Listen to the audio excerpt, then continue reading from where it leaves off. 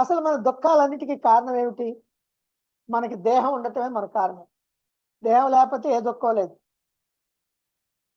సరే, దేహం ఎందుకు వచ్చింది? పూర్వజన్మలో మనం చేసినటువంటి కర్మలు అనుభవించడానికి వచ్చింది. కర్మలు ఎందుకు చేస్తాం పూర్వజన్మల్లో? మనకి రాగద్వేషాలు ఉన్నాయి. ఒకదాని మీద ఇష్టం, ఒకదాని మీద అయిష్టం. ఒకటి మంచి, ఒకటి చెడు. ఒకటి చేద్దామంటాం, ఒకటి వద్దంటాం. ఇలా రాగద్వేషాల వల్ల. రాగద్వేషాలు ఎందుకు ఉన్నాయి? ద్వైత బుద్ధి వల్ల. అంటే పరమాత్మ ఉన్నాడు, ప్రపంచం ఉంది అనేటువంటి ద్వైత బుద్ధి. ఈ ప్రపంచం అన్ని కూడా ద్వైతం, అన్ని ద్వంద్వాలతో కూడుకొని ఉన్నది. మంచి చెడు, పుణ్యం పాపం, లాభం నష్టం, జయం అపజయం, మానం అవమానం, క్రింద పైన, లోపల బయట, ఇలాగా అన్ని ద్వంద్వాలే. ఈ ద్వంద్వాలతో కూడుకున్నటువంటిదే ఈ ద్వైత ప్రపంచం. కాబట్టి ఈ ద్వైత ప్రపంచంలో మనం బ్రతుకుతున్నాం. ద్వైత బుద్ధి మనం కలిగి ఉన్నాం.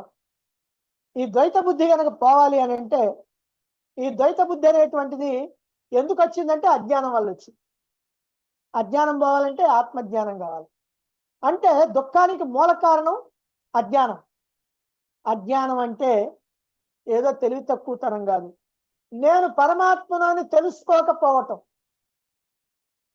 అదేమిటండి? అవును, మనం పరమాత్మ. ఎందుకని? ఇక్కడే దేహం ఉంది, ఇంద్రియాలు ఉన్నాయి, మనస్సు ఉంది, బుద్ధి ఉంది, ఆత్మ ఉంది. మనం దేహం, ఇంద్రియాలు, మనస్సు, బుద్ధి వాటిని మాత్రం ఉపయోగించుకుంటున్నాం. పని చేయడానికి దేహం ఉపయోగించుకుంటున్నాం, ఆలోచన చేయడానికి మనసు ఉపయోగించుకుంటున్నాం, అలాగే నిశ్చయాలు చేసుకోవడానికి బుద్ధి ఉపయోగించుకుంటున్నాం.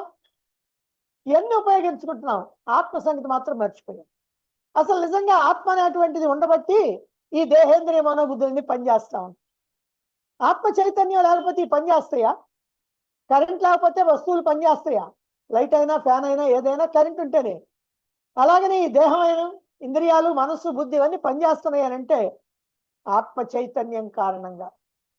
ఎప్పుడైతే ఆత్మ చైతన్యం వీటికి అందదో అప్పుడు చచ్చిపోయాడండి అంటారు. చచ్చేది దేహం, పోయేది జీవుడు. చచ్చిపోయాడు, చచ్చేది దేహం, పోయేది జీవుడు. కానీ ఆత్మ అది శాశ్వతం.